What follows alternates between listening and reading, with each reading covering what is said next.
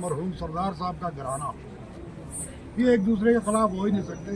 वक्ती तौर पर कोई अख्तलाफात हो सकते हैं, कोई नाराज़गी हो सकती है, वो दूर की जा सकती है।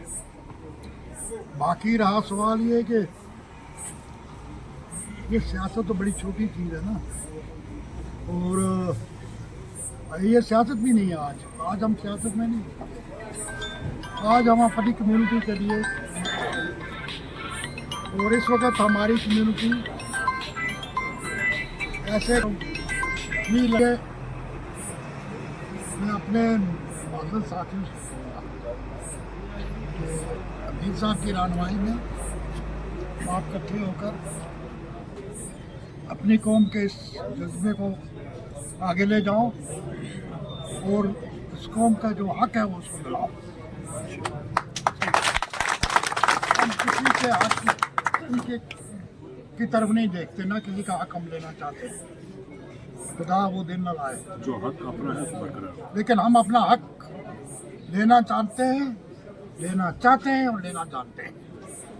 इसलिए मैं अपने साथियों से कहूँगा कि आप अपने तमाम ऊंच नीच को छोड़कर एक हो जाओ। पहाड़ी काज की बात हो तो एक खड़े हो जाओ। उसके अलावा आपके अपने ज़ाती मसाइल हल करते रहो, कोई आपसे इख्तिलाफ नहीं करता, लेकिन जब पहाड़ी की बात हो तो फिर एक स्टेज पे खड़े हो जाओ। अमीर साहब कहीं नहीं थे, बाहर नहीं थे अपने मुकाम से, अपने घर से क्या कोई बाहर होता है।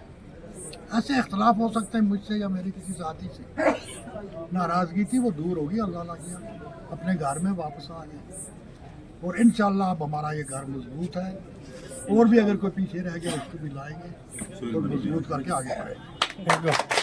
तो बहरहाल जब आदमी को फैसला करता है, सोच समझ के फैसला करता है।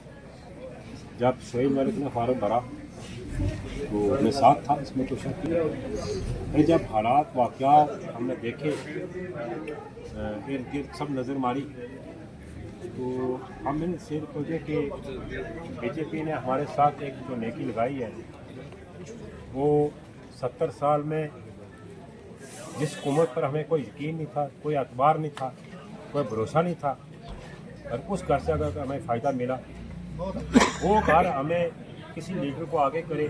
क्योंकि हमने एक बहुत बड़े जलसे में यहाँ सब लोगों ने वहाँ बहाल सा मौजूद थे, और जितनी भी बीजेपी की मेन जो लीडरशिप है जम्मू कश्मीर की, सारी यहाँ पर आई हुई थी। हमने एक वाज़ेह लफ्ज़ में कहा था कि अगर आप हमें पहाड़ी दोगे तो हम बच्चा हमारा जो है आपकी पार्टी के साथ चलेगा और जिताएंगे। महबूबा मुफ्ती की जब पिछले दिनों पार्लियामेंट का इलेक्शन था, उसने बड़ी कोशिश की कि आप मेरे साथ फिर दोबारा आ जाए। मैं उनके पार्टी में 12 साल डिस्ट्रिक्ट प्रेसिडेंट रहा। बहरहाल हम किसी के ख़िलाफ़ नहीं है, लेकिन मैं कहता हूँ कि जिस शख्स से, जिस जमात से अगर हमें फ़ायदा हुआ है, तो हमारे बच्चे जो ओवर एज हो गए हैं, जो PhD करके MA करके अच्छे सब्जेक्टों में उन्होंने क्वालिफिकेशन हासिल की, ओवर एज हो के बच्चों को नौकरी नहीं मिली, उस कैटेगरी में फाल नहीं होते। आज सरकार ने हमें कोई चीज़ दी है, तो हमने कहा था कि एहसान का बदला एहसान है, हमने चुकाना है। इस बार 23 बच्चे आए हैं पहाड़ियों के डॉक्टर्स में। क्योंकि हमारे यहाँ पर एक भाई हमारे सही उनका नाम पुकारते हैं, लेकिन फजल साहब बना से उनकी पोती जो नीट में आई है, तो ये इससे बड़ी खुशकिस्मती हमारे लिए क्या हो सकती है। और उस साईं का बेटा, उसने सब रिसेंट का एग्ज़ाम दिया, 2 नंबर से रह गया था। आज उसकी पोती जो है डॉक्टर बनी है, डॉक्टर के लिए उसकी सिलेक्शन हुई है, ये बहुत बड़ी हमारी कबीला जिंदाबाद।